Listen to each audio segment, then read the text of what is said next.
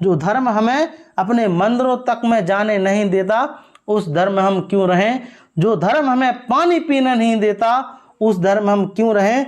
जो धर्म हमें शिक्षा प्राप्त करने नहीं देता, उस धर्म में हम क्यों रहें। जो धर्म हमें नौकरियां तक प्राप्त नहीं करने देता, उस धर्म में हम क्यों रहें। हेलो एवरीवन, जय भीम, नवोध्याय। स्वागत आप सभी का समता पाठशाला में। और आज की वीडियो में हम डिस्कस करने वाले हैं, जो हमारा टॉपिक है मानवता का हित चिंतक। और इसमें जो बाबा साहब अम्बेडकर का जो भाषण है, वह भाषण काफ़ी ज़्यादा महत्वपूर्ण है और समझने योग्य है, काफ़ी ज़्यादा इम्पोर्टेंट है। आइए शुरुआत करते हैं। यह पुस्तक है, पुस्तक का नाम है यदि बाबा ना होते, जो कि हमारा एपिसोड है। स्टार्ट करते हैं। तो अपनी साधना, अपनी विद्वता से डॉक्टर अम्बेडकर का भारतीय समाज में जो स्थान बन चुका था और उत्तरोत्तर उन्हें जो प्रतिष्ठा प्राप्त होती चली आ रही थी, उसके कारण हिंदू बने रहकर भी वह किसी भी हिंदू रूढ़ी को तोड़ सकते थे। यूँ भी क्योंकि हिंदू समाज उन्हें अति शूद्र या समाज बहिष्कृत ही मानता था। उनके लिए किसी भी रूढ़ी को तोड़ने या मानने का प्रश्न उठता ही नहीं था, किंतु उन्होंने तो सारे प्रश्न पर एक ही जाति के हित चिंतक की दृष्टि से विचार करना था। करोड़ों दलित, अछूत, बंदियों के हित की दृष्टि से विचार करना था।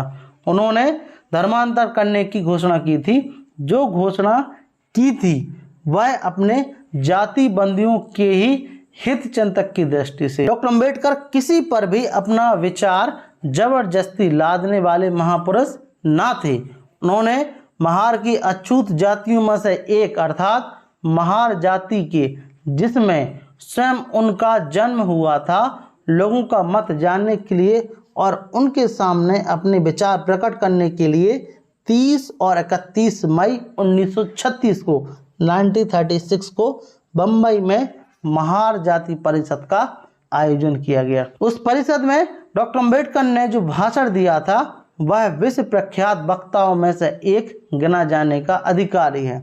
अपने उस ऐतिहासिक भाषण में डॉक्टर अम्बेडकर ने यह भीम गर्जना की थी। क्या बोला था, आइए देखते हैं। अस्पृश्यता का प्रश्न वर्ग कला का प्रश्न है। अपने आप को स्पृश्य तथा दूसरों को अस्पृश्य मानने वाले लोगों के बीच का संघर्ष का प्रश्न है। जो लोग अपने आप को पवित्र और हमें आप पवित्र मानते हैं, अपने आप को ऊंचा और हमें नीचा मानते हैं, उनकी मान्यता के अनुसार यह ऊंच नीच की व्यवस्था सनातन है, अर्थात वे सदा पवित्र माने जाते रहने चाहिए और हम सदा के लिए अपवित्र, वे सदा के लिए ऊंचे बने रहें और हम सदा के लिए नीचे। क्या हिंदू बने रहते इस संदर्भ में किसी प्रकार का परिवर्तन लाया जा सकता है? कदापि नहीं। जब तक हम हिंदू हैं तब तक हम इस अन्याय का प्रतिकार नहीं कर सकते। अन्याय का प्रतिकार करने के लिए बल चाहिए, मनुष्य बल, द्रव्य बल तथा मानसिक बल। हमारे पास इन तीनों बलों में से कोई भी बल नहीं है। हिंदू धर्म की रचना वर्ण कल्पना पर आधारित है। एक व्यक्ति दूसरे व्यक्ति के साथ कैसा व्यवहार करे, इसके संबंध में इसके बंधन तो हिंदू धर्म में हैं, किंतु एक व्यक्ति दूसरे व्यक्ति के साथ कैसा व्यवहार करे, इसकी शिक्षा हिंदू धर्म में नहीं है। जो धर्म एक को विज्ञ बनाए रखने के लिए दूसरों को अज्ञ या अनपढ़ बनाए रखना चाहता है, वह धर्म नहीं बल्कि दूसरों को मूर्ख बनाने का षड्यंत्र है। जो धर्म एक के हाथ में शस्त्र देकर दूसरे को निशस्त्र बना रखता है, वह धर्म नहीं बल्कि एक के द्वारा दूसरे को पराधीनता में बनाए रखने की चालाकी है। जो धर्म कुछ लोगों के लिए धन प्राप्त करने का खुला मार्ग रखता है और शेष लोगों को जीवन निर्वाह करने के लिए दूसरों पर आलंबित रहने की शिक्षा देता है, वह धर्म नहीं स्वर्ण परायणता है। जिस धर्म में एक वर्ग को सिर्फ विद्या अध्ययन करने को, दूसरे को सिर्फ शास्त्र धारण करने को, तीसरों को सिर्फ व्यापार करने को और चौथे को सिर्फ तीनों वर्गों की सेवा करने को कहा जाता है, वह धर्म मुझे स्वीकार नहीं।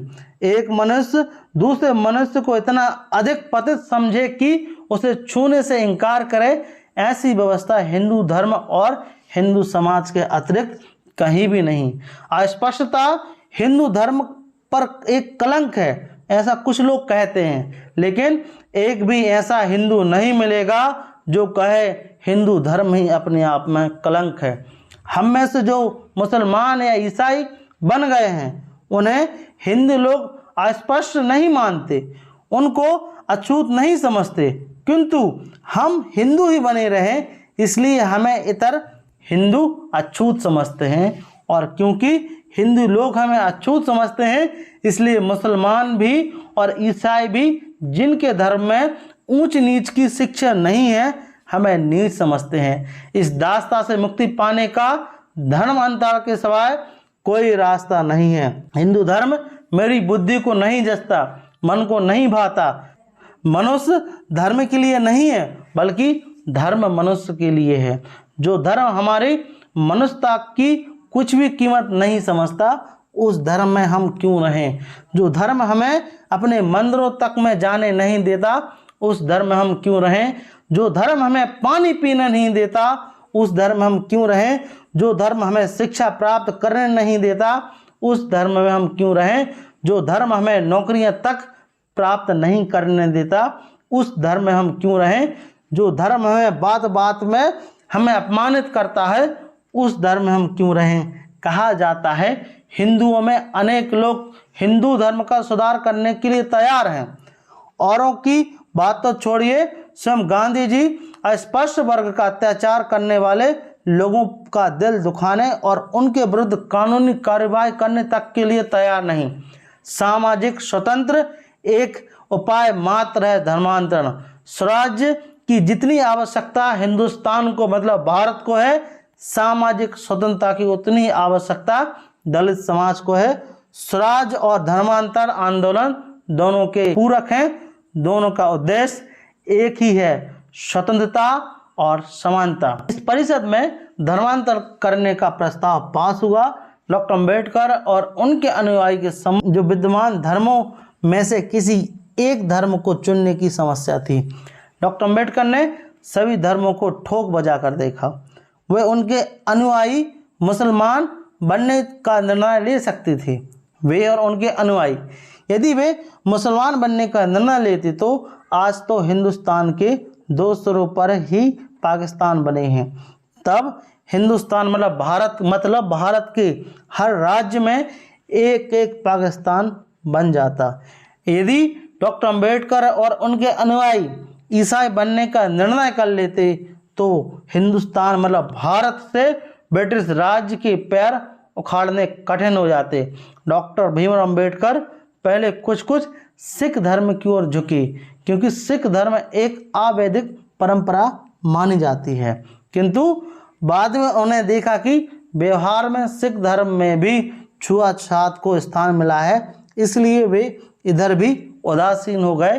डॉक्टर अम्बेडकर चाहते थे कि कोई एक ऐसा धर्म हो जो भारतीय हो, भारतीय होने के साथ साथ वर्ण भेद की मान्यता से सर्वथा मुक्त हो। ऐसा धर्म विशाल विश्वव्यापी बौद्ध धर्म ही हो सकता था, किंतु इस निश्चय पर पहुंचने के लिए काफ़ी चिंतन मनन तथा देशाटन तक की अपेक्षा थी। 1935 से 1956 तक डॉक्टर अम्बेडकर का मुख्य चिंतन इसी एक चिंतित केंद्र बिंदु पर केंद्रित था। तो यह बाबा साहब अम्बेडकर ने जो कहा था और जो भाषण था, आई होप आपको अच्छा लगा हो और आप लोग समझ सकते हो कि डॉक्टर अम्बेडकर ने बौद्ध धर्म ही क्यों अपनाया। 21 सालों तक अध्ययन किया। बाबा साहब अम्बेडकर सिख बन सकते थे, मुसलमान बन सकते थे, लेकिन बाबा साहब अम्बेडकर ने बौद्ध धर्म जो कि हमारा पुराना धर्म है, सनातन धर्म है, उस धर्म को अपनाया और बाबा साहब अम्बेडकर ने इस देश का धर्म अपनाया, ना कि अन्य धर्म जो पुराना धर्म अपनाया। तो आई होप इस वीडियो को आप लाइक ज़रूर करेंगे और यदि आपको वीडियो अच्छा लगा हो इसको शेयर जरूर करें अपने लोगों के साथ में। साथ ही साथ समता पाठशाला को अगर आप सपोर्ट करना चाहते हो तो इसको सब्सक्राइब और शेयर और कमेंट जरूर करें। Thank you very much. Thanks for watching. धन्यवाद।